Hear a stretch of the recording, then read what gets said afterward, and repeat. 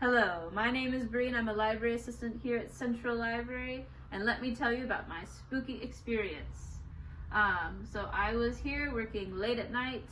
I was in this room, I was over here working on the computer, and then I saw a bottle. I don't know what kind of bottle it was, but a bottle was here.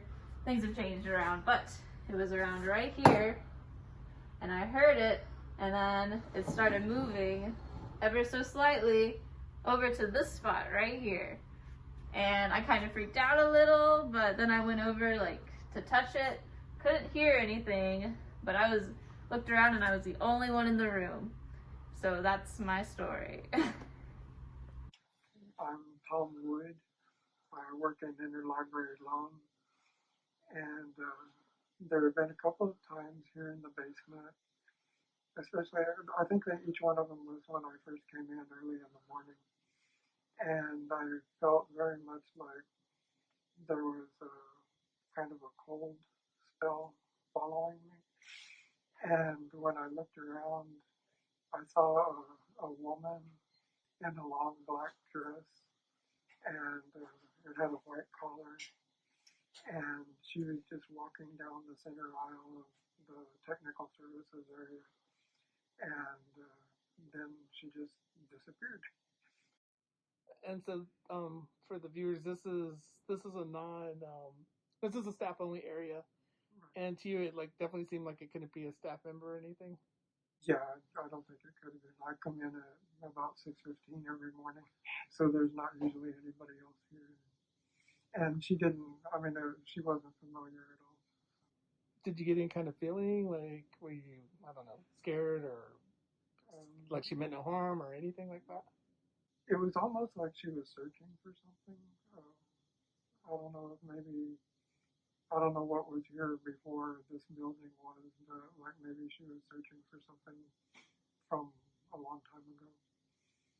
Um, I didn't feel apprehensive or threatened or anything, and she just kind of looked around and she just kept on moving down the main aisle there. And so she just went out of sight, or did she Yeah, she just kind of poof. dissipate? Yeah, that's what I was trying to get. Like she dissipated. Wow. Dissipated. That's the word. And it didn't really bother me a whole lot because when I was about 8 or 9, I had a similar experience at my grandparents' house up in Kansas.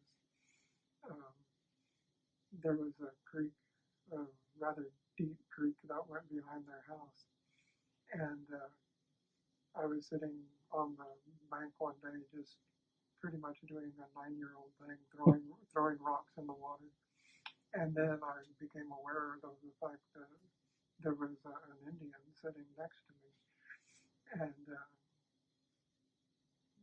I was just talking to him, like he belonged there. And then I started to get up and walk, I think it was to my right, and it was almost like he grabbed me and pulled me back. And about 3 seconds later, an old pickup truck came right across the bank and down into the creek, right where I was getting ready to walk. Wow. And my grandparents came running out because they heard all the noise, and they were like, "What's going on? What's going on?" And I told them, "Well, there's a truck in the creek." And they asked me if I was okay, and I was like, "Yeah." He pulled me out of the way, and they're like, "Who?" And I said, "Him." Yeah. And they didn't see anything, but Did you see him when you were saying he pulled me out? yeah, I saw him. He was right there beside me. And later, after my grandmother settled down, she was telling me that on the other side of the creek there used to be an Indian settlement right there, and I remember it was called Sand Creek, and I think she said it was the Sand Creek Indian settlement or something like that. But so you know, and it was kind of the same thing. I didn't feel apprehensive or anything. I was just talking to her. So when I saw this lady, it didn't really scare me or anything. It seemed very unusual. And I just automatically started wondering what was underneath this building before. Cool. Well, thank you. Thanks for that. Tell your story. Okay, there was one time that I was working late. It was about 11 o'clock. I was like cleaning this area, and the doors, these glass doors, they just opened by itself. And I looked and I said, well, there's nobody, and it's just us working late at night. I thought it was a security, but I checked, but no, there was nothing, nobody. But it did give me the chills. But that's the only thing. And I told the guy, the doors open by itself. He said, oh, it was probably a sensor. It could be, I don't know. Like what time of day or night was that? It was at 11. It was working to 12:30 at that time. Okay, I'm in the teen library recording studio now. And a few years ago when we moved up here, actually a month after that, is when this place got outfitted with its acoustic panels and recording software and stuff like that. Recording hardware, I should say. And that's when this place started getting activated, and some weird things happened around that time. Here is a screen that we can retract or protract, and I protracted it to show you what was happening if we do photography in here. And around that time, we're talking about, a couple months when we first came into the studio, started occupying it, it would always be making this clacking sound. The really weird thing about that is that I'm going to retract it to show you where it was. It was way up in the top of the room here, and it would be making that weird clacking thing no matter if the AC was on or off, what time of day. And we're just talking like a couple of weeks within that time period, and it just stopped. And it's just a weird thing. I don't know why it happened or why it stopped, but just a weird thing that was going on around that time. So Sienna will be playing the part of a teen here because it was also this is a particular weekend that happened during that time that weird clacking was going on. I should also say it was also freezing cold here, and this was like a period of a couple of months, and it was in the middle of summer, and I'd have to come in with like a hoodie or something in the studio, not really anywhere else in the building. No matter how many teens were in here with me, it was always just really cold. So why I have Sienna here is to show what happened when I was teaching a teen something. I teach guitar and keyboards here, among other things. And it was one teen, which was sitting where Sienna is, and this is my perspective. I had a guitar too at the time, and I was showing them how to play some stuff. And there were like 3 or 4 other teens in here. But anyway, go ahead and turn the sound on. When I'm teaching how to play guitar, if the student isn't getting the chord right, I'll just I'll hit where I want them to play, or I'll move their finger, something like that. But what was happening is, go ahead and kill the sound. Obviously, we're turning the sound on and off, but I did that, and you just heard it. It was like loud, and I could hear them play what I taught them. But I did that number, and there was no sound, and it was weird and odd.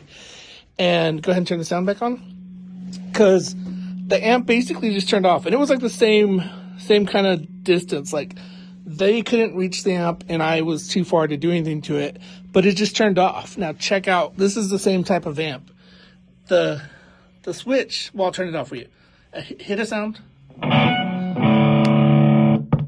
So you heard 2 things there. You heard the electricity zap, and you heard the click of the switch. And it doesn't really stay in the middle, so even if that's very odd that it would just turn off by itself, but even if somehow that happened, and I can't make it be in the middle, but if it turned off by itself, malfunction-wise or whatever, you would have heard a click or a zap, and we didn't hear any of that, and that was really strange. That was on a Saturday. So this is the Sunday, the next day, and it's towards the end of the day. I'm in here by myself cleaning up, and this is the thing that, anything else I probably would have just forgot about, but this is like, okay, I can't explain it. I don't know what's going on, and it was kind of freaky at the time.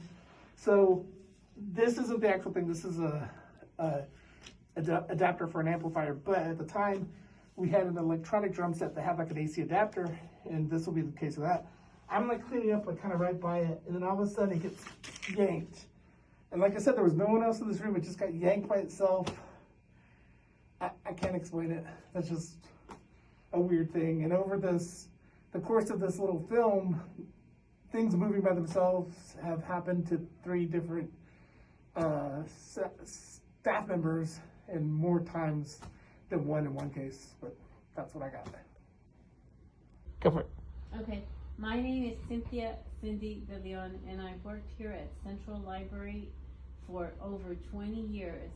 I've seen my share of paranormal activity. Well, there's certain stories I could tell you. There's one about a little old lady that supposedly has been seen by the auditorium.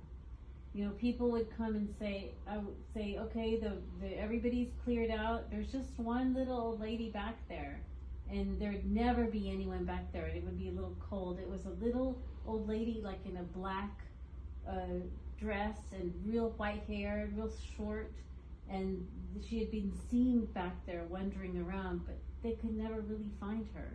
They could never find a real old lady that was back there.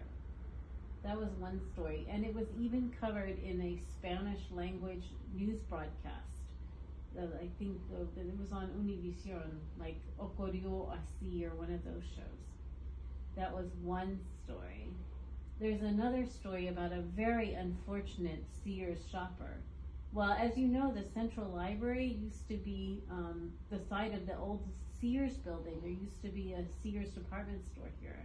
And the story goes that one Christmas, during the hubbub of all the excitement of Christmas and everything, that they locked a shopper in the store. And this was such a frightening experience for him that he had a heart attack and died. And thus, his lost ghost just roams around the different stacks of the Central Library, eternally looking for a way out of the building. People have heard footsteps when there's nobody there. There's been reports of cold spots. There's reports of doors slamming and opening when no one's around. Different things like that. I'm sure other people will tell you the same thing. People can sort of see him out of the corner of your eye. And patrons have said, look, there's a person there and there's no one there. So yes, it says that this lost mystery shopper is still roaming the stacks of Central Library. Well, that's one of them. I think there's also stories, this is not Central, but it's related to a building that was part of the first library, which was the Hertzberg Circus Collection, and which was also the first library, and it's now it's the Western Museum now. Well, there are a lot of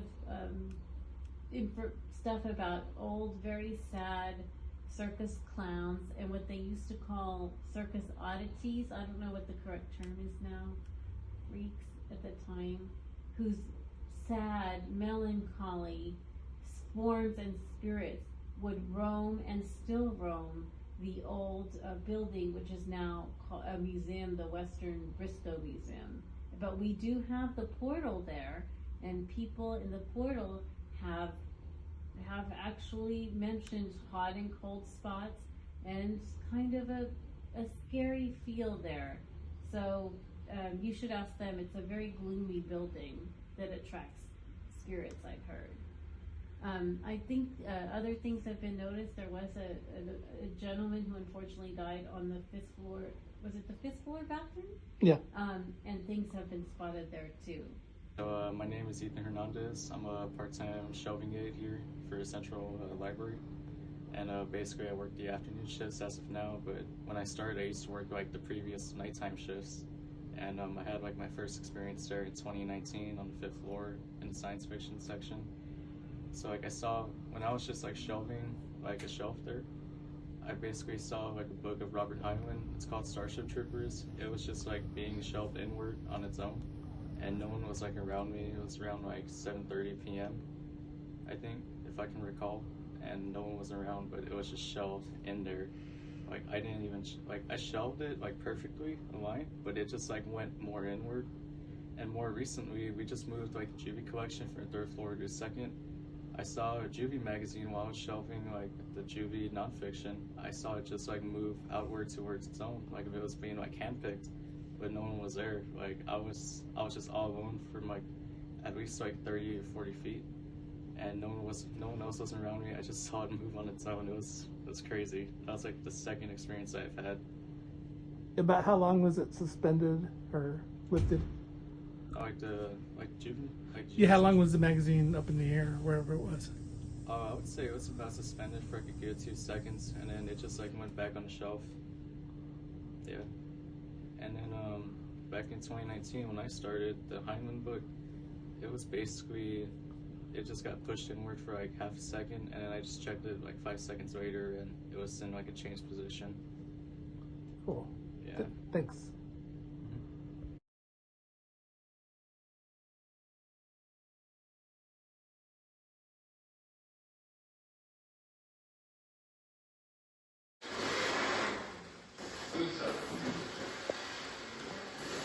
Can you repeat that, please?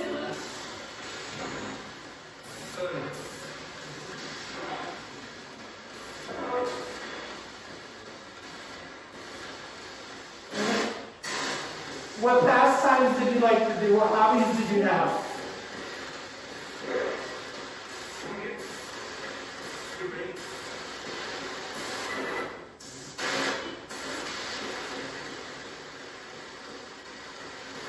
What did you like most about the library?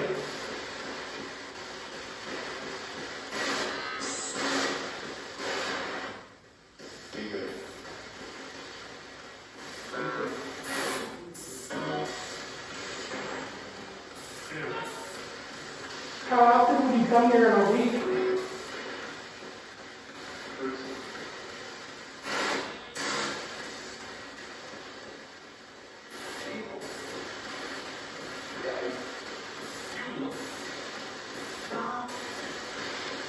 Is there anything you would like the library staff to know?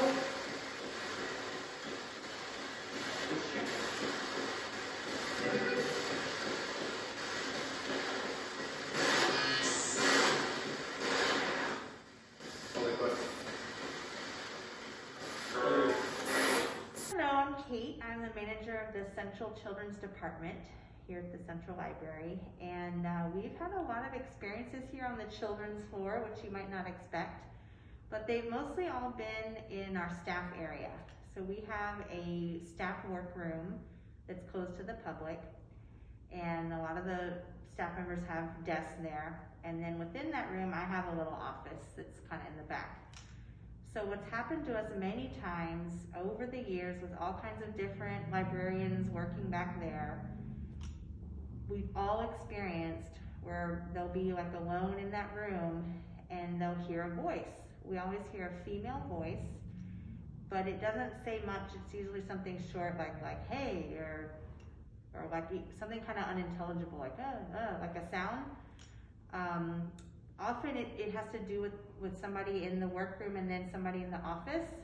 So one time I remember I was in the office with the other librarian and we were having a meeting. We had the door open and you can't really see the rest of the workroom while you're in there. And we were talking and we heard somebody in the workroom say, hey. And so we stopped talking, both of us, and we went, hey, I called out to the door and nobody replied. So I got up and looked and there was no one in the workroom and the outer door was closed. And I went out and I said, hey, did somebody just try to talk to us? And they're like, no, nobody went in there. But we both heard it really distinctly and we were just like, oh my gosh. And that's happened a lot. Another time was when somebody came into the workroom and was looking for me and thought I was in my office. And they called out like, hey, Kate. And they heard me in my office say, yeah. And they went in there and I wasn't there. I was not in the office. And they said it sounded like my voice, which was pretty freaky. So lots of that. And then you'll hear just kind of little sounds, like kind of rustling sounds where you think someone's in the room and no one's there. But it has never felt menacing. Nobody's ever felt freaked out, really. It's just kind of like, God, that was really weird. But it never has felt, negative or anything like that. And then I had a personal experience that happened many times over the course of maybe a few weeks where I was coming to work really early. I don't remember why, like almost an hour early. And I would show up and, I was the only one there. And I put my stuff down. The first thing we do is we turn on all the computers. So I was out in the public area. and I would hear the sounds of like books being shelved. It's a very distinctive sound where you hear the books, you know, being placed on the shelf and kind of shifted around, and kind of the rattling of the shelf as well. This one particular shelf that was kind of up near a wall, so you couldn't see the other side of it. And I always thought, oh gosh, a shelver is here early, and they're on the other side. Oh, okay, somebody's here, you know, doing their work. And I'd open, you know, turn on all the computers, and then finally go check, and there was no one there. And it happened every day for a couple of weeks, always around like between 7:20 and 7:25. I don't know what that's about, but it was like clockwork.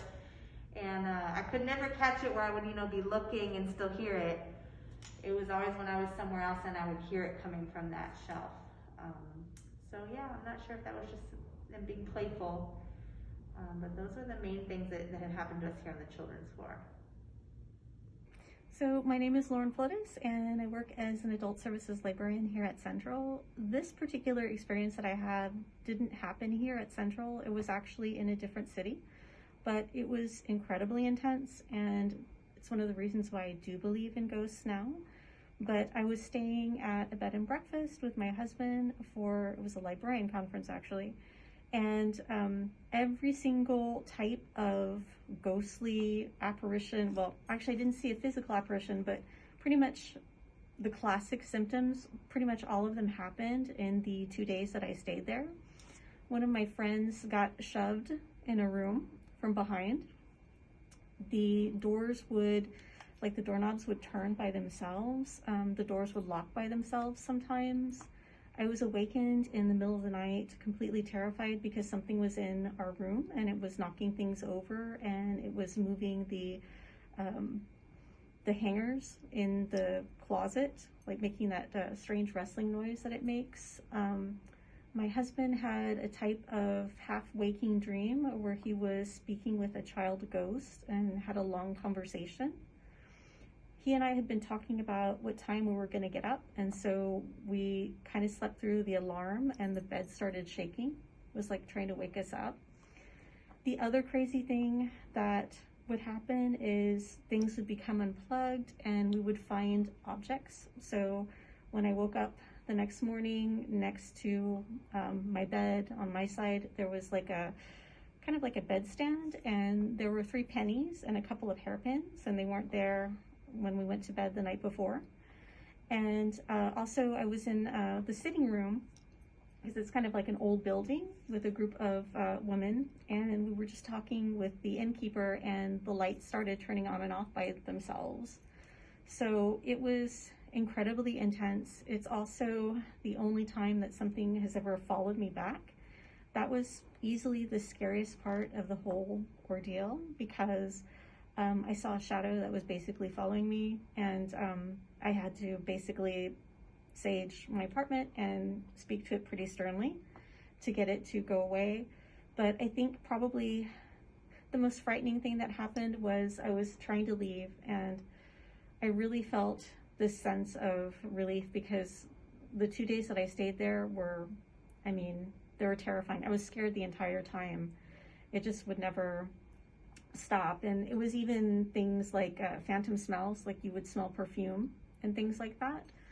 So I went to my car, and my car was one of those that has the, you know, the key knob, and you click on it and it's, you know, unlocks the car, and it didn't do anything. It was totally dead. And I was shocked because, you know, my car was fine. There shouldn't have been any problems.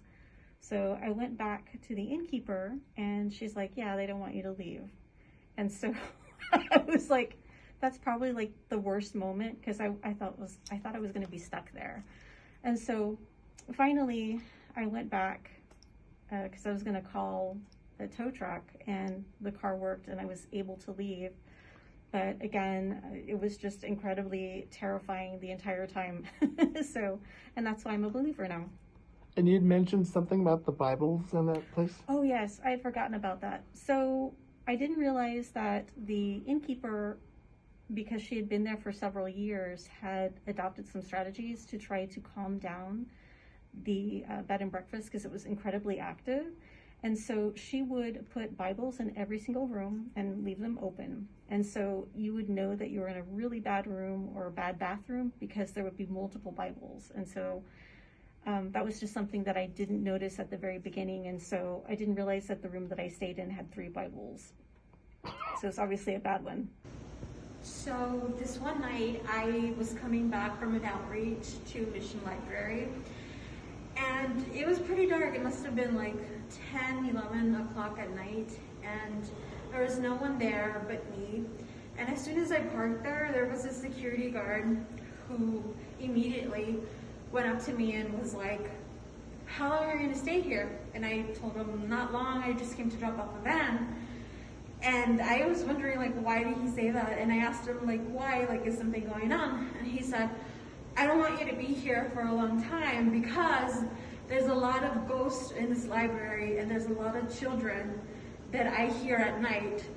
And that literally shook me to my core because it was pitch black. And like the face that he had, he was so terrified that I believed him. And I just dropped off the van and I left immediately. He had mentioned that he had heard children for days and that everybody who works at Mission, that are security guards, that they didn't want to work there at night because of that. So that was terrifying.